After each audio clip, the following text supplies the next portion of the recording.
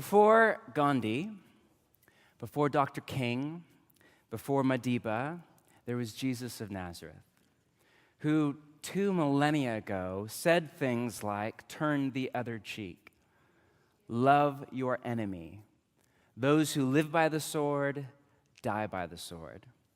The irony of calling a practice based on the life and teachings of Jesus fighting anything is not lost on me.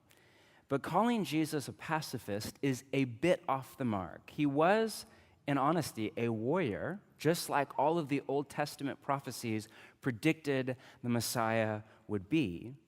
But the way that Jesus defeated the enemy, and in his mind, the enemy was not the Roman Empire, it was not the Pharisees on the right, as we think of it, or the Sadducees on the other end of the spectrum. It was the trifecta of the world, the flesh, and the devil. And the way that he defeated that axis of evil was not with a sword or a spear, but with a cross. So it comes as no surprise that he called his apprentices to follow his example. Take a look at Matthew chapter 16, verse 21. From that time on, Jesus began to explain to his apprentices that he must go to Jerusalem and suffer many things at the hands of the elders, the chief priests, and the teachers of the law, and that he must be killed and on the third day be raised to life. Note, he began to explain. That takes a little bit of help to get your head around. Peter took him aside and began to just teach him a few things, right? To rebuke him. Never, Lord, he said, this shall never happen to you, which is most of our gut reaction to the way of the cross. Jesus turned and he said to Peter, get behind me, Satan. To clarify, Satan is not like a nickname or a pet name or a term of endearment. That's like, yeah, you know who Satan is. At the top of the list of things you don't want to hear from your rabbi Jesus is get behind me, Satan. But in this is actually a brilliant insight into the human condition. For Jesus, the way that Satan has access into our life is through our refusal to adopt the way of the cross. Get behind me, Satan. You are a stumbling block to me. You trip me up on the path. You do not have in mind the concerns of God. Your value system is all off, but merely human concerns, short-sighted. Then Jesus said to his apprentices, listen, whoever wants to be my apprentice must, notice the language there, it's emphatic, must, non-optional, deny themselves and take up their cross and follow me. At the center of the way of Jesus is a symbol, the cross. Now, we've turned this symbol over many years into an architectural feature on a building. We have a really cool one now. We get to say that. We have one. That's crazy. Or a sentimental song, or a piece of jewelry. I love that cross earrings are back, by the way, circa early 90s. It's scary. I remember my dad saying to me when I was in high school, I used to wear that when I was your age. Like the first time I bought like a faux leather jacket from Value Village. This was like, in my defense, 1996, okay? And there was a weird hippie 70s polyester thing that happened in the mid-90s. Either that or I thought there was. Either way, I feel like that guy now. The lead singer of Laney has one. I'm like, wait a minute. I remember when that was cool, and now it is again. But the cross is a symbol of death. The call to take up our cross from the mouth of Jesus is a call to come and die. Now, we all know that in this city, that just sounds absurd. When I describe Portland to my family or friends who don't live here, I say it's essentially a temple to the god of hedonism, right? That's basically what this city is. And in this city and outside of it, the barrage of cultural messaging that we receive constantly says the exact opposite. Every message is about self-fulfillment. And it's not just in Portland. The BBC has a fantastic documentary on the rise of the advertising industry and consumerism, and they called it Century of Self. It's available on YouTube, I think, for free right now. What an apt title for the last 100 years. The closest thing that we have to self-denial in our culture is health and fitness, which obviously is a cottage industry for us. But even there, when you say, no to chocolate and yes to like early wake-up call for the cult of CrossFit or whatever, it's still, and it is a cult. Don't email me about that. You know I'm right. It's still a mechanism for further self-fulfillment, to look and to feel good. And again, nothing wrong with that. Or maybe another example would be careerism, where you sacrifice yourself for a decade or two to put yourself through grad school or work crazy hours for the first 5 or 10 years or whatever it is. But still, it's to eventually arrive at your goal of that budget, that corner office, that status symbol, whatever. My point is, overall, we just can't fathom a vision of the good life that does not involve getting what we want. Like all of you have been paying attention over the last few years to the national debate around sexuality and the way that it has been tied into politics. And every time I hear that debate rage, I'm struck by a number of assumptions that people carry into it. One, that nobody or nothing should be able to stand in the way of me getting what I want. Two, that if anyone or anything does, it's oppression. And three, if I can't get what I want, I can't be happy. All three of those assumptions, if I'm reading Jesus of Nazareth right, and I could be off, but I think are at best a little bit off base. We quoted Robert Roberts a few weeks ago, quote, "We have been led to believe," this is exactly what we're educated into, "that the self is sacrosanct," meaning God used to be the one that was sacred, now the self is. Just as in an earlier time it was thought never fitting to deny God, now it seems never right to deny oneself. Slogans abound. Be true to yourself. Follow your heart. Just do it here in the city. Don't let anybody tell you what to do. All of this is the orthodoxy of our third culture. Take up your cross is now heresy. In this cultural milieu, we hear Jesus call, and for a lot of us, it just sounds like gibberish. So, what exactly does Jesus mean by deny yourself and take up your cross? Well, to begin, I would argue he means deny yourself, not deny yourself. What I mean by that is not deny yourself sugar in your coffee in the morning, you sinner, you, or whatever, or a good night's sleep, like with a warm comforter, better be on like cold concrete or something, as the monk said 400 years ago.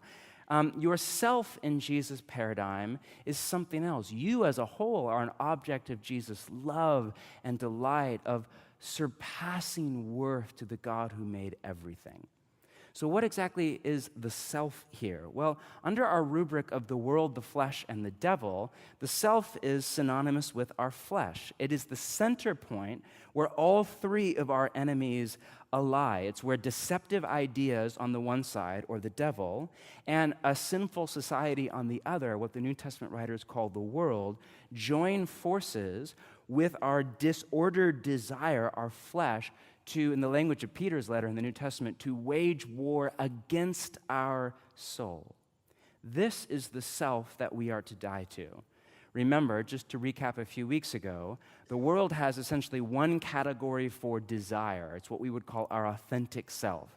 And it acts as if all desires are good, and to follow said desires will lead you to happiness.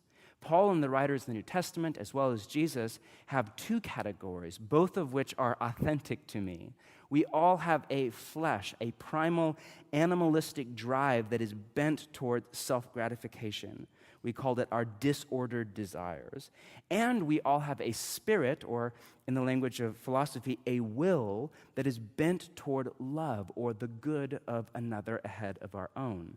We are to crucify the former and live into the latter. That is what Jesus is saying with deny yourself and take up your cross. And this call to deny ourselves and to take up our cross is at the core of apprenticeship to Jesus. I've been following Jesus for over 3 decades now, and I still feel like a beginner. But the longer I am at it, the more, I would love to hear Richard come talk about this at some point, the more I come to believe that this right here, this, I call it death to self, call it the cross, call it self-denial, call it the pattern of dying and rising, whatever language you put to it, this seems to be right at the core of what the whole thing is about. Everything at the end of the day comes down to this. This is what we sign up for in baptism, which is a symbolic act of death, burial, and resurrection. Most of us look back on the Crusades now as a low point in the history of, for sure, the church, if not the West. And there's so much shoddy pop theology or history around the Crusades. The actual history is a bit different than how it is in the popular imagination. But still, it was not a high point. I read this legend. I don't know if it's true or not. I'm a little bit suspicious, but it preaches well. I read this legend that the Knights Templar were, right before each crusade, were baptized in full armor, but as they went under the water, they would hold their sword up overhead, as if to say through symbolism, Jesus, you can have all of me except for this part. I still need this part to kill my enemies. And that's easy to laugh at or mock or critique, but we all do this. We might not like hold up a sword. I don't personally have one. I'm kind of on an anti-sword kick right now, but wherever you're at on the sword spectrum, you might not hold up your broadsword. You might hold up, I don't know what it would be for you or for me, a wallet, a relationship, an identity, a habit, a shopping thing, whatever it is. We all do this where we hold back part of our life from the cross.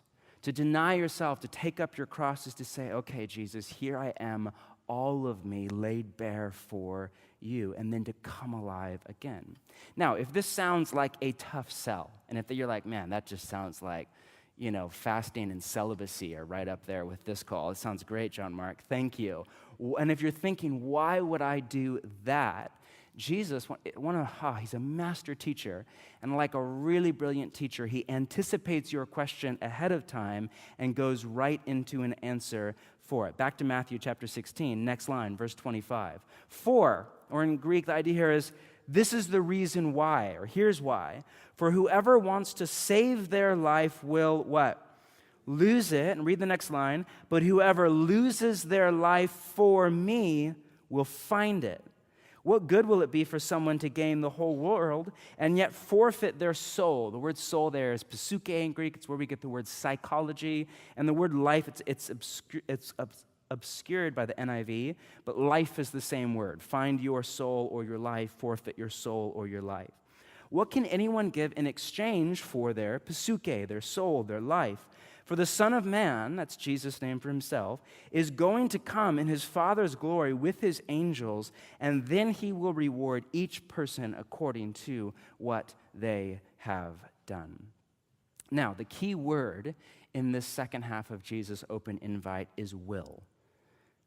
Whoever wants to save their life will lose it. Whoever loses their life for me will find it. Notice it's not should or ought to. It's just will.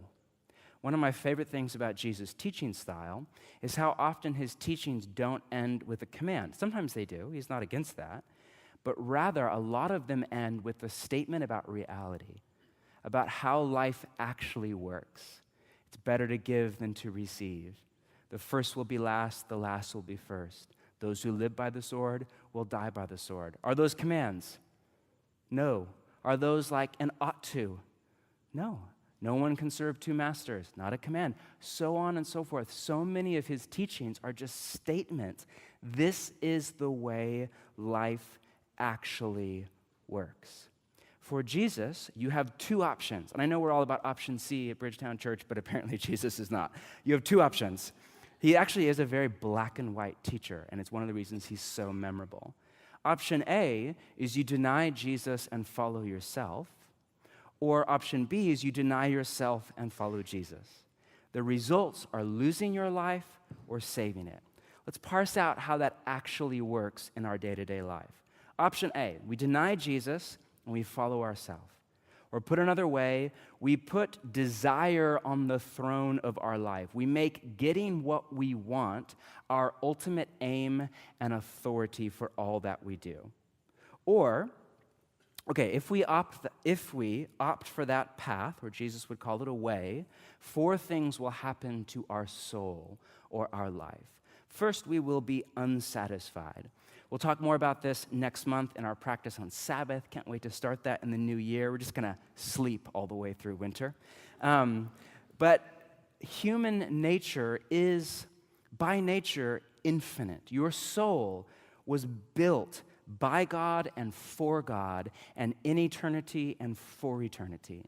and nothing less than life with God forever with everything will satisfy you. As Augustine put it, that African theologian 1,500 years ago, our hearts are restless until they find rest in thee. One of the most quoted lines in the story of Jesus. What this means is that, and again, we say this all the time, it's cliche, but we mean it. Nothing other than our relationship to God will ever satisfy the ravenous hunger in our soul. No matter what it is that we want, whether it's good or evil, doesn't even matter. We will never be able to get enough of it. Run this through the grid of the secular pantheon of money, sex, and power. Money. How many of you would like more money? Is this a safe place? I would. I'm happy to say yes. I would like more. Maybe that's just I'm the only greedy idiot in the room, right? But my experience of money is no matter how much I make, I always want more. What's the famous Rockefeller line, the oil tycoon at the time, the richest man in the world? A journalist once asked him, how much money, Mr. Rockefeller, is enough? And his answer was just classic. He said, just a little bit more. Right, you ever feel like that? Just a little bit more. I'm never like, I want like another $100,000 a year. I'm just like a few $100 more each month, Just like enough to pay for this, just enough for that, just a little bit more. Sex, this is even more true, which the many mutations of it reveal, and Tinder preys on. And I say prey on purpose. Tinder is leftist ethics and right-wing capitalism in bed together to seduce you and steal your money and with it your soul. Power, all sorts of talk about power right now, in particular in the political world. But what is power? Often we miss how ubiquitous power is. Power is the ability to control or shape the world and our life in it to fit our desires. We all want more power. We all want to grow our capacity to make our life how we want it. My point is, no matter what it is you want, money, sex, power, or go down the list, you fill in the blank, I will always want more of it. Therefore, as long as our method of dealing with desire, this sense of dissatisfaction and discontentment that we all feel, as long as your method of dealing with that is trying to get what you want, you will always be unsatisfied. And you all know this to be true. Because what happens when you finally get that one shiny new thing that you want? You're happy for like all of 39 seconds, and then a new horizon of possibility opens up, and you want not one, but 10 more things. This happens to me every Christmas. So I'm all about minimalism, live simply, but all that kind of stuff. And then at Christmas, I get Christmas presents. My brother-in-law is a fashion designer in LA, and he is friends with all these, heads of these cool boutique spots. So every Christmas, he has some bag of like cool new clothes that are really expensive that we get for free or whatever. And he'll give me a t-shirt or a jacket or whatever. And it's the worst because like right now, here I'm a week before Christmas. You know what clothes I want right now? Nothing. I'm not even thinking about it. It's not on my mind. There's about 19 books I want to read between now and Christmas. Other than that, clothes are not on my mind. But I guarantee you, he'll give me a new jacket, or he'll give me a shirt, he'll give me a new pair of pants. And then I'll think, oh, wow, that's really nice. But that jacket's a little bit, I need kind of a new t-shirt to go with that. And then I'll pick that up, and then I'll realize, oh, my jeans are kind of not cool anymore right now, so I need that new. And then I'll get, oh, God, but I should get a new belt while I'm at it. But, I bought a brown belt. My watch is black, so now I really need a brown watch, too, to go with my brown. You know what I'm saying? And all of a sudden, like the first week of January, I want a whole new wardrobe. Or, is this just me? No? Okay, that makes me feel a little bit better about my consumption, greed, and overall depravity. My point is, this is just simply a law of the human condition. The more you get, the more you want. And it is one that the devil uses to entrap scores of people in a lifelong game of carrot and stick. If an advertiser in New York or Silicon Valley can figure this out about the human psyche, you can bet that the creature that Jesus called the devil can. On the flip side, if you deny yourself and follow Jesus, you will be satisfied. Ironically, and a lot of you know this from experience, when you no longer need to get what you want to be happy, then all that is good in your life, and most of us have at least some good in our life, a lot of us have a lot of good in our life, all that is good becomes a gift, not a right, which dramatically increases your capacity to enjoy life and be happy. A synonym for happiness is contentment, We're happy when we're content. We're happy when ordinary life is enough, when our apartment is enough, when our body is enough, when our status is enough, when our relationship is enough. We're happy when ordinary life, we sit back, take a deep breath, and say, it's pretty good.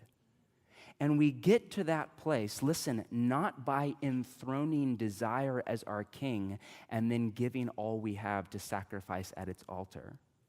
We get to that spot by dethroning desire and giving our allegiance to and getting our satisfaction, not from getting what we want, but rather in continual connection to Jesus through the Spirit and into gratitude to God for his gracious appointment over our life. Secondly, if we deny Jesus and follow ourselves, we end up disintegrated. That's a little technical, so just give me a minute here. Well, let's just frame it with a story. Mark Sayers and I have this little podcast on culture. And before we record each season, we do it once or twice a year. We record it all at once. We sit right outside Heart Coffee, 2 blocks from here, and we map out all of the episodes. And I think it was last spring, we're sitting outside, and it was this gorgeous day, like Portland May day, Portland at its best, crystal clear blue skies. You know, you're drinking superb coffee. It cost like $19, but it was really good. And you're outside, finished design, and you're in like one of the nicest parts of the city, and I'm with a dear friend, and we're in great conversation. It's just a really good moment. And we're sitting next to these 3 girls. One is a Portlander, and the other 2 are these Danish girls that were friends of hers in town. And I promise we're not eavesdropping, but we're outside, and we're right next to each other, and they're just talking really loud. I promise, talking really loud, okay? And at one point, I'm not listening in to much of the conversation, but at one point, the Portland girl just practically screams out loud, "Democracy is literally dying!" And Mark and I just start to chuckle, you know what I mean, as she's sipping her $7 flat white with house cashew almond milk on this beautiful day in paradise, where it's like democracy is literally dying. But over the last few years, it feels like that. It feels a little bit like, man, the world has gone mad and it's all spinning out of control. Now, a lot of that is overblown through the media and technology, but in a sense, it has. This is what happens when an entire society is estranged from God. The political and personal chaos we're living through is what happens when the uncrucified and therefore untethered self becomes the driver for a society at large or a soul. People get angry and anxious, which is exactly what happens when we don't get what we want. When desire is your king, his reign is one of anarchy. And we disintegrate as a society and as a soul. On the flip side, if we deny ourselves and follow Jesus, we end up reintegrated. Now, I know it's a little bit of technical language, but in biblical theology and in philosophy as well, the soul is the integration of your whole person. So kind of like how it's used in, pop theology. People hear soul and they think like the immortal part of you that is invisible, that when you die, it's like the little cartoon bird that goes up to heaven. That's, just to clarify, that's the cartoon. That's not the Library of Scripture. In the Library of Scripture, soul, psyche again in the Greek, it's the word for psychology, which is soulology. It's the word for the whole you. It's your body is a part of your soul, your mind, your emotion, deeper than that, your will or the seat of your desire, material and immaterial, visible and invisible. All of it wrapped together is your soul. And the goal of psychology or the growth of the soul, the goal of spirituality is to integrate your soul into a harmonious whole, where at the center, to tie all of you together in peace, is God and life as he intended. But when our self, again, our disordered desires, is on the throne of our life, so to speak, at the center of our soul, rather than God, we disintegrate, we come apart, we hemorrhage, we are racked, torn, conflicted, angry, anxious, tension in our body and our mind. And the solution, ironically, is not out there, it's in here. Not in here in the sense of like, I am the solution to my own problem, but in here in the sense that the solution is to reintegrate no matter what's going on in your external world, to reintegrate your internal world around its center in God. It's really popular right now. I need to be careful, and please hear what I say, not what you think I'm saying. But it's really as a general rule, that's just great advice, by the way, and would save me quite a few emails on Monday mornings. But it's really popular right now to turn Jesus into a social justice warrior, and there's enough truth in that to get away with it. Jesus stands in a long line of Hebrew prophets who decry injustice. The problem is that Jesus just does not remotely resemble a political activist, at least not again, he's not living in a democracy, that's one of the reasons. But his attitude toward the Roman Empire seems to be one of intentional indifference. Give to Caesar what is Caesar's. Sure, pay your taxes, but give to God what is God's. He doesn't go on a forced march to Rome to protest the empire, not because that's wrong, but for Jesus, that's not the solution. The solution to the pain and the suffering and the injustice of the world for Jesus is not to tweak the empire to his vision.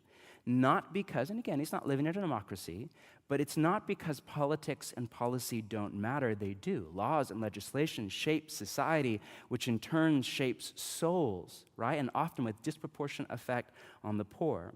They matter, and we should be involved in them. But at best, all they can do is manage symptoms, not deal with the root cause. For Jesus, the main problem in the world is the world, the flesh, and the devil. So the human soul for Jesus, the main problem is that our soul, at the center of all of that, is disintegrated, full of deceptive ideas from the devil, behavior that is normalized in a sinful society, and disordered desires. Therefore, the solution for Jesus is to reintegrate your soul around its center in God and to accept in it freedom no matter what pain or suffering or injustice you are living through.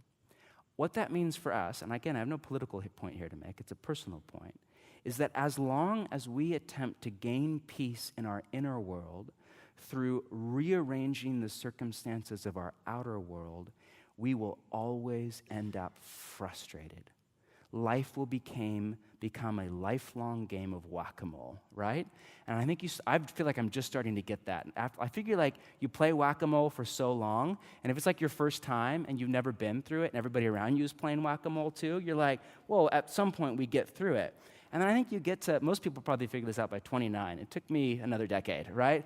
You start to realize, oh, this just doesn't stop. You fix one problem, there's another. You fix one problem, there's another. You fix one thing, boom, right there. It's like, it's just this lifelong game. Whenever I walk into my therapist's office and tell him, oh, things are going pretty good right now, he says, great, what do you think's going to go wrong next?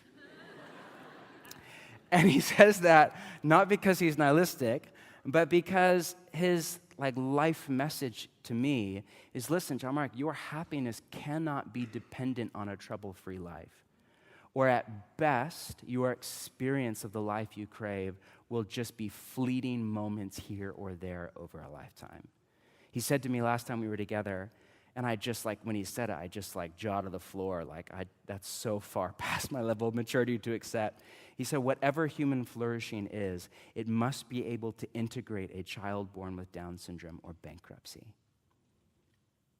All I'm saying is that when you deny yourself and you follow Jesus, you reintegrate your soul around its center in God. And even when your outer world is a mess, whatever that looks like for you, the teenager who's off the rails, or the relationship that's a mess, or the singleness that is an ache for you, or the financial difficulty, or whatever it is, still inside you, in this center, there is a place of peace through relationship to Jesus. Third, if we deny Jesus and follow ourselves, we are, in the end, run by desire. Now, desire in and of itself is not bad, unless if you buy the Buddha's teaching. And Jesus has a lot of similarities to Buddha's take on desire, but at the same time, it's very different. I think there's a more positive view. Desire is what gets us out of bed in the morning. And desire, in my experience, is a great motivator. It's a great place to meet with God, but it's a terrible master. Again, Willard said it this way: to live with uncrucified affections and desires is simply a matter of putting them in the ultimate position in our lives. Whatever we want becomes the most important thing. This is what happens when we are living apart from God. We make our desires ultimate because they are all we have. We look to them as if they were everything in our lives, thinking of my worth, my glory, my appearance, thinking of my power to sustain myself. So we become people who are run off our desire. Or option B, if we deny ourselves and follow Jesus, we are motivated by love. Think back to Galatians 5 and our work there with Paul, Galatians 5, 6, the flesh, the spirit. Remember, for Paul, the flesh is the antithesis of love. What your flesh wants is self-gratification, right? I want to do what I want to do, when I want to do it, and don't let anybody tell me different. The Spirit, what your spirit wants and what God's Spirit in you wants is to love. Again, not just to feel nice emotions towards someone, which in the end is self-gratification, but is to will the good of another ahead of your own. For the follower of Jesus, the lifelong quest is to become the kind of person for whom every action is love and is motivated by love. To become a human medium of the love of the Father and the Son and the Spirit, the Trinitarian dance to every single person that we meet, from spouse to child to barista to coworker to the person next to us at the stop sign. In all of my close relationships with Tammy, with my 3 kids, with my best friends, with my community, I find that there is a war raging inside me, in my soul, between my flesh, the desire to just do what I want to do and get my way from this other person, and the Spirit, the desire to put that person's good ahead of my own.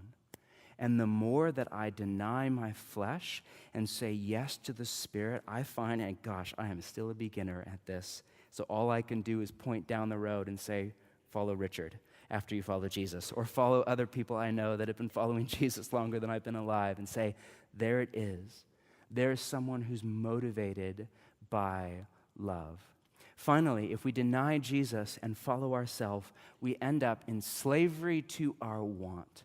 It's slavery, and again, this is a little bit of a recap of our series, but it's because you have to do what you want, even if it's not good for you, even if it's not good for others, even if it's not good for somebody that you love and care about.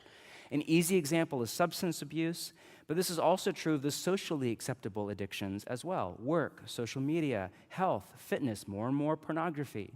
Choose your cultural narcotic of choice.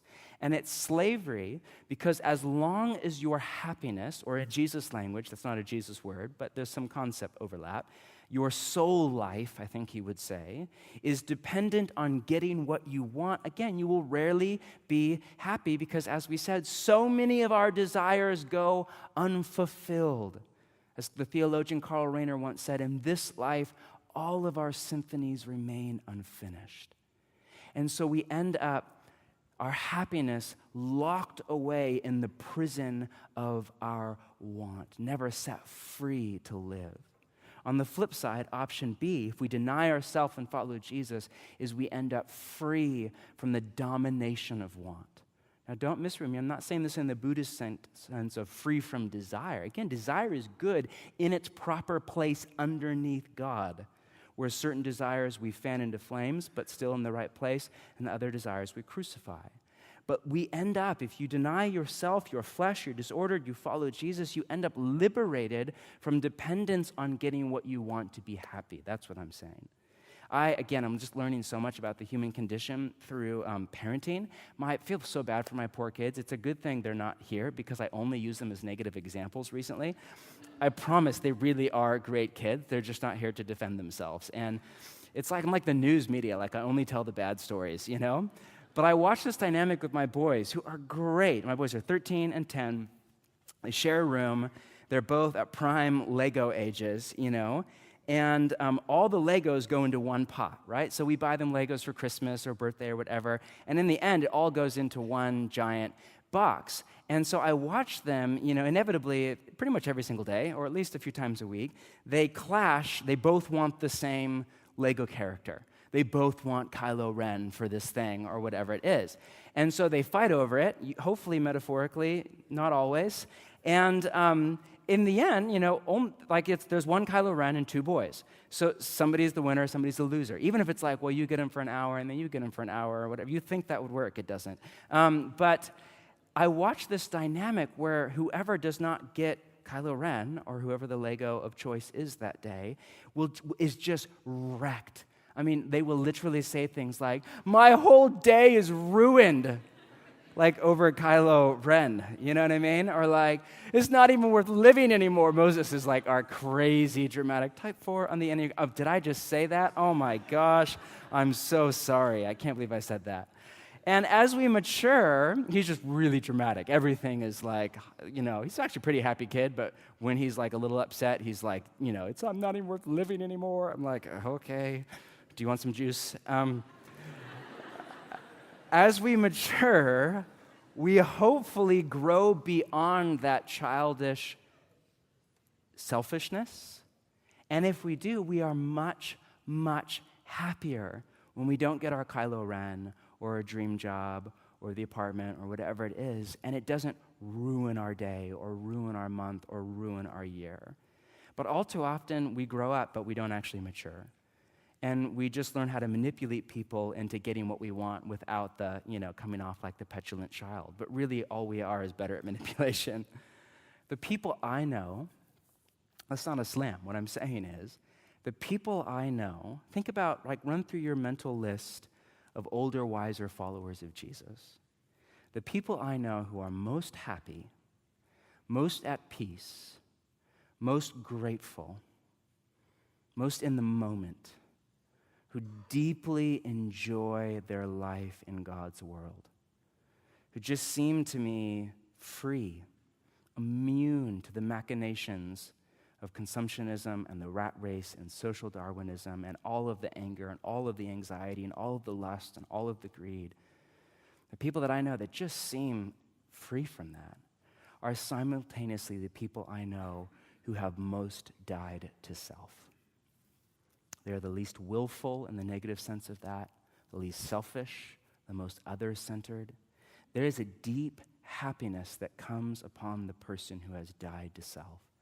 Not because they have negated all desire and reached nirvana per se, but because their desires have been put in their proper place below God, and their deepest desire, the one below the surface, that subterranean undercurrent of a river, that deepest desire has been aimed at and found satisfaction in continuous connection to God himself. And as a result, they have become free from the domination of want.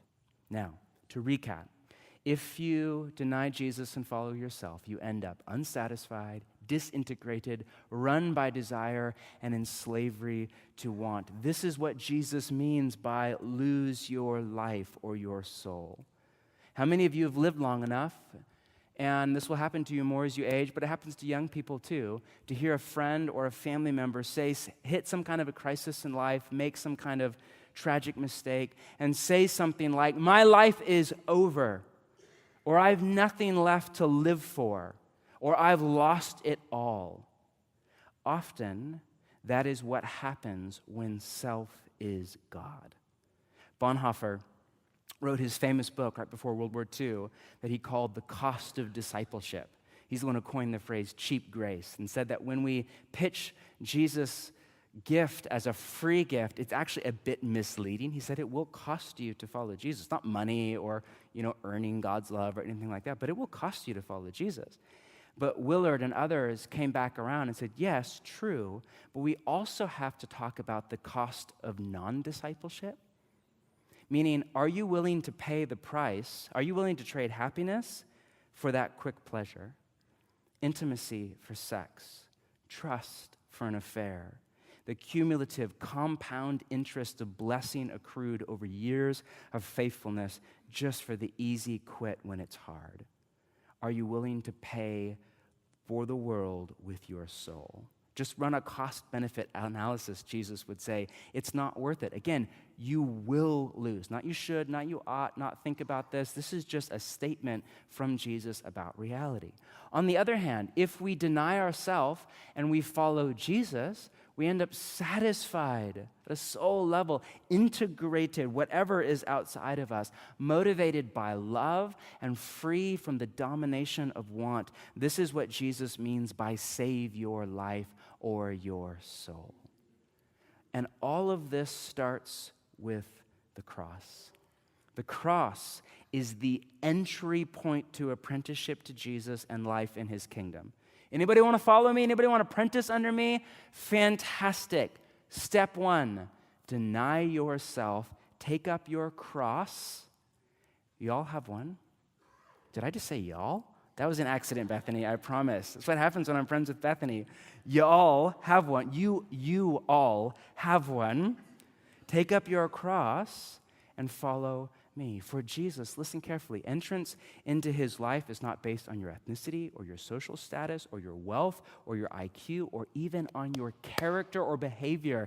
It is first and foremost based on a very simple question: are you willing to come and die? Dietrich Bonhoeffer said it so well in that famous book, quote, "When Christ calls a man, he bids him come and die."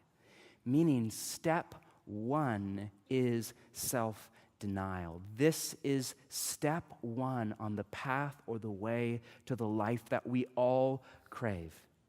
Put another way, we will not get very far with Jesus until we settle in our heart to take this step. As long as Jesus is an add-on to spice up our basically Portland-esque life, we will never get far at all.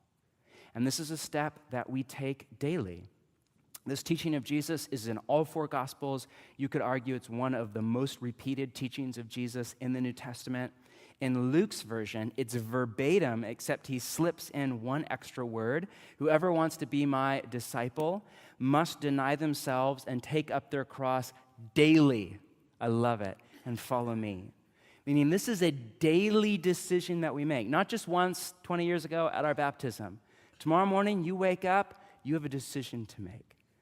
This is a way of life, right? I think of Paul's famous line to the church in Galatians, one of the most famous lines in the New Testament. I have been crucified. Anybody know the second half? With Christ. It's no longer I who live, but Christ who lives in me. Notice that preposition, with. We err if we think that Jesus was crucified so that we don't have to be. He did not die so that we don't have to die, but to show us how to die in such a way that we will come back from the grave. Put another way, and this might sound heteroorthodox, I promise you it's not. This is right out of the New Testament. The cross isn't just something Jesus did for us. It is, in a special place, but it is also something we do with him. It is not just a theory of atonement. It is. It is also a practice. It is not just an event from the past in the life of Jesus. It is that, but it is also a way of life in the present for you and for me. So, to end our fall-long practice, how do we do it? Fight the world, the flesh, the devil. Okay, how? Well, it's fairly simple. We come and die. We have no practice for this teaching, in part because it's Christmas week, and I don't want to give you a death to self-denial practice, as you're going into, sugar cookies or whatever. But in part because it's 1,000 different ways on 1,000 different days. We do have one little exercise if you want. This is what I've been doing recently, and it has just been messing with me. So don't do this if you want Jesus to baptize your life as it is. This has been messing with me. But if you want, every morning or every evening, however you do, and whenever you do your quiet time, and I hope you have one daily, at some point, I do mine at the very end, just visualize Jesus in your mind's eye on the cross, and then visualize either yourself climbing up onto that cross to join Jesus there, Or sometimes what I do if I'm sitting that morning with an unsatisfied desire, an ache, a frustration, an anger, a greed, a want, a lust, good or bad, is I just take that desire, particularly if it's disordered, and I just visualize in my mind's eye nailing it to the cross with Jesus. But then don't stop there, or don't make the Catholic mistake of Jesus on the cross. He's not on the cross anymore. Like the cross is one half of a two-sided coin. Then visualize yourself walking out of the tomb 3 days later. Visualize yourself on a sunny, beautiful, bright Palestinian day with the whole world open before you. That pattern of dying and rising, that is at the core of the way of Jesus. It's at the core of the universe. Jesus said that in John. His version of this teaching is the outlier, and he adds in this beautiful little line, Jesus does, unless a grain of wheat falls to the ground and dies, it remains alone. And he's just tapping into what we wake up to every single day. You see this pattern of dying and rising in the universe itself, in the four seasons, in the birth of a child, in the death of a grandmother or grandfather. You see it every time you sit down for a meal, 3 times a day. Something, a plant or an animal, had to die for you to live. At the core, woven into the fabric of reality, is this pattern of dying and rising that Jesus put on display better than anyone through his death and resurrection. And as H.H. Farmer once said, if you go against the grain of the universe, you get splinters.